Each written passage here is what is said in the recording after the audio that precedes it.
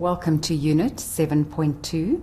In this lesson we're going to learn about net present value. So let's have a look at the example in front of us. The net present value, it works out or measures the profitability of potential projects and it's provided with a discount rate that makes the net present value of all cash flows equal to 0. So let's have a look and see if this project would be profitable. Remember that cash flows do not have to be equal in amount, but the time between each cash flow must be the same. So it must be on a monthly basis or an annual basis, etc. There's another formula called XNPV, which you would then use if there were irregular cash flow time periods. Okay, so let's click over here. If we have a look, we've got 0.15. In other words, our discount rate is 15%. Our initial cash flow, 0, is the cost we outlaid for the business. And cash flow 1, 2, 3 is the cash flows from year 1 to year 2 to year 3. Remember, cash flows must happen at the end of each period. And cash flow starts at time 1. You do not measure the outflow at cash at 0 over here. Let me show you what I mean. Net present value.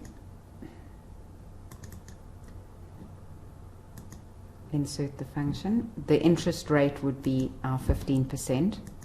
And our values here, we would highlight from cash flow 1, 2, and 3. Notice I'm not putting cash flow 0 in here. At the end of that, if I click on OK, that is not actually the correct answer, because over here I need to put plus and then put my cash flow 0 there. I'm only putting a plus because there's a minus in the front of this one. If there wasn't, I'd be saying minus B2. That's our value added to firm if the project is undertaken. And generally, if a net present value has a positive value, then the project is worth undertaking. If it had a negative value over here, your net present value, it's not advisable to take on the project. Okay, so let's try that one more time. Net present value, our interest rate.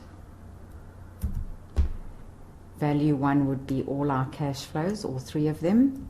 Close your bracket. Remember your minus. Actually, it's a plus there because we've got a minus in already. Your cash flow 0. And there we have it.